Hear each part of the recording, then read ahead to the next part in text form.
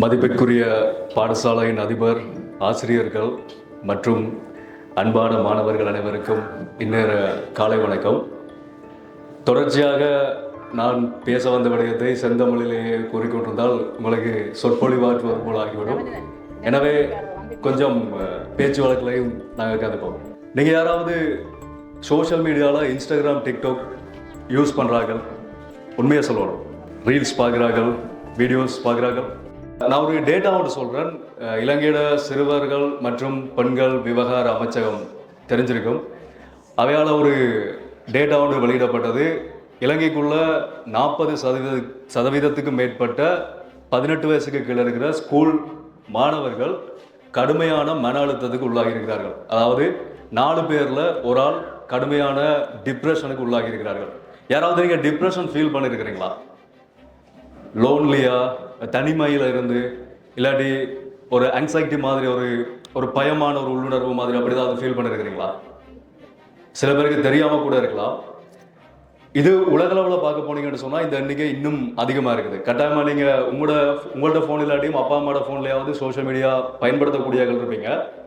இந்த டிப்ரெஷனுக்கான மெயினான காரணம் என்னென்னு பார்த்தீங்கன்னா, இப்போ இருக்கிற இந்த சமூக ஊடக பாவனை. நான் ஒரு social media content creator. Social மீடியாவில் இருந்தாலும் நான் சொல்கிறேன், இன்ஸ்டாகிராம், டிக்டாக் இது ரெண்டுமே ஸ்கூல் படிக்கிற வயசில் இல்லாட்டி அதுக்கு பிறகு வரக்கூடிய வயசில் எல்லை இல்லாமல் போச்சுன்னு சொன்னால் அது ரெண்டுமே ஆபத்தானது. நீங்கள் நியூஸில் கேள்விப்பட்டிருப்பீங்க, ஆஸ்திரேலியா, யூகே இந்த மாதிரியான நாடுகளில் 18 வயசுக்கு கீழே யாருமே சோஷியல் மீடியா பயன்படுத்தக்கூடாதுன்னு சொல்லி அந்த நாடுகள், இந்த அரசாங்கங்களே அதை பேன் பண்ணுறதை கேள்விப்பட்டிருப்பீங்க. அந்த இடத்துக்கு மிக மோசமான ஒரு ஆபத்தை விளைவிக்கக்கூடியதுன்னு சொல்லி கூட சொல்லலாம். இதை சோஷியல் மீடியா யூஸ் பண்ணுறபடியா இன்ஸ்டாகிராமில் ரீல்ஸ் பார்க்குறதால என்ன ஆக போகுது, நாங்கள் ஜஸ்ட் ஒரு வீடியோ தானே பார்க்குறோம்னு சொல்லி நீங்கள் யோசிங்கன்னு சொன்னால், அந்த வீடியோஸ் பார்க்குறதால உங்களை அறியாமலேயே நீங்கள் என்ன ஃபீல் பண்ணுறீங்கன்னு சொன்னால், உங்களை நீங்கள் அதோட கம்பேர் பண்ணும்போது, அதோட ஒப்பிடும்போது, நான் ஒரு ஃபெயிலியர், நான் என்னால் இதை செய்ய முடியலை என்ற மாதிரியான ஒரு உணர்வை அந்த ரீல்ஸ் உருவாகுது. ரீல்ஸில் நாங்கள் ஒவ்வொரு விஷயம் பார்ப்போம், லைஃப் ஸ்டைல் பார்ப்போம், சில பேர் இந்த லுக் பார்ப்போம், நல்லா மேக்கப் பண்ணிட்டு வருவினோம், சில பேர் நல்லா ரிச்சாக காட்டிக்கொள்கிற மாதிரி இருப்பினோம். அது எல்லாமே முழுக்களுமே ஃபேக். நீங்கள் பார்க்குறதுல 70% மேலே சமூக ஊடகங்களில் நீங்கள் பார்க்குறது எல்லாமே போலியானது. தங்களை ரிச்சாக காட்டக்கூடியாக்கள் ரியல் லைஃப்பில் போய் பார்த்தா சரியான ஒரு பணம் சம்பாதிக்கிறதுக்கான வழி கூட இல்லாமல் தான் நிறைய பேர் இருப்பினோம். ஜஸ்ட் அந்த வியூவர்ஸ், ஃபாலோவர்ஸ் தங்களுக்கு ப்ரமோஷன் வரணும் பண்ணுறதுக்காக நிறைய ஃபேக்கான விஷயங்கள் இன்றைக்கு சமூக ஊடகங்களில் சுற்றுறதை பார்க்குறோம். ஸோ நாங்கள் கிரியேட்டர்ஸாக இருக்கிறபடியாக எங்களுக்கு இந்த விஷயங்கள் தெரியுது. ஆனால் வியூவர்ஸாக இருக்கிறவங்களுக்கு பெரும்பாலும் இது யாருக்குமே தெரிய போகிறதில்ல. இதனால் என்ன ஆகும், உங்களுக்கு என்ன பாதிப்பு வரும்னு சொன்னால், ஒன்று டிப்ரெஷன் வரும், ரெண்டாவது ஒரு இன்செக்யூரிட்டி ஒன்று வரும். நீங்கள் பயப்பட ஆரம்பிப்பீங்க, லைஃப்பில் நான் தோற்று போயிடுவனோ, என்னால் இந்த இடத்துக்கு போக முடியாதோ, எவ்வளவு பணம் சம்பாதிக்க முடியாதோ, இந்த மாதிரியான ஃபீல் சின்ன வயசுலேயே உருவாகிடும். அதே மாதிரி இன்ஸ்டன்ட் சக்ஸஸ், இன்ஸ்டன்ட் மணி. நாங்கள் ரீல்ஸ் எல்லாமே ஸ்க்ரோல் பண்ணி கொடுக்குறோம். ஜஸ்ட் ஒரு 3 நிமிஷம், ஒரு 60 செகண்ட் அந்த மாதிரியான ரீல்ஸை பார்க்க எங்களுக்கு இன்றைக்கு உலகம் சரியான வேகமாக இருக்குது. எங்கே என்ன நடந்தாலும் எங்களுக்கு உடனடியாக ஃபோனில் பார்க்கக்கூடிய மாதிரி இருக்குது. அதே வேகத்தை எங்களோட லைஃப்லையும் நாங்கள் எதிர்பார்க்க ஆரம்பிக்கிறோம். காசு சம்பாதிக்கணும்ட்டா உடனே எனக்கு காசு வரணும். அதே மாதிரி சக்ஸஸ்ன்னு சொன்னால் எனக்கு உடனடியாக காசு வரணும். அதுக்கான ஒரு டைம் ஒன்று இருக்குது, அந்த ப்ரொசஸ் டைம் ஒன்று இருக்குது தானே. அதை கொடுத்தா தான் எங்களால் அந்த சக்ஸஸையோ பணத்தையோ சம்பாதிக்க முடியும்.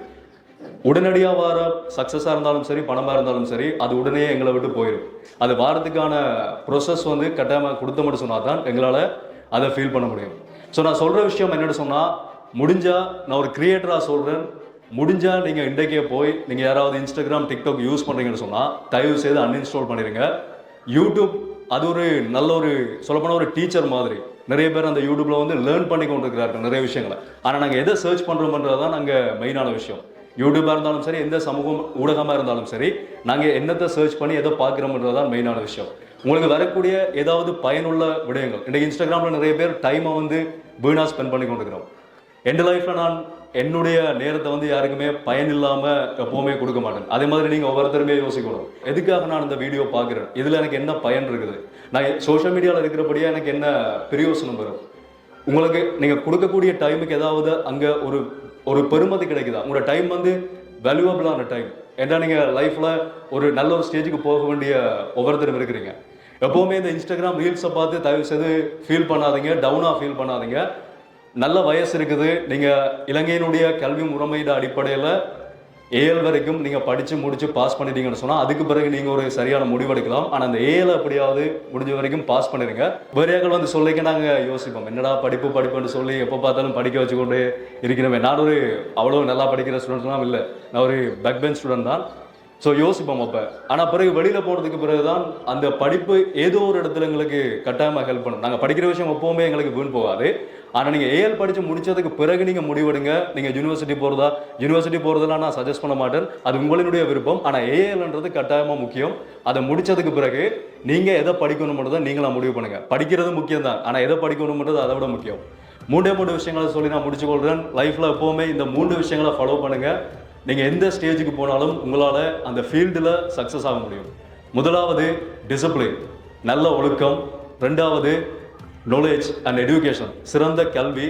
3வது ட்ரீம்ஸ், எல்லை இல்லாத கனவுகளுக்கு எல்லை இல்லாமல் நீங்கள் கனவு கண்டீங்கன்னு சொன்னால், இந்த 3 விஷயங்களையும் ஃபாலோ பண்ணீங்கன்னு சொன்னால் நீங்கள் எந்த ஃபீல்டில் இருந்தாலும் உங்களால் தொடர்ச்சியாக சக்ஸஸ் நோக்கி போய்கொண்டே இருக்கும். எல்லாருக்கும் வாழ்த்துக்கள். வாய்ப்பு கொடுத்த பாடசாலைக்கும் பழைய மாணவர் சங்கத்துக்கும் நன்றிகள்.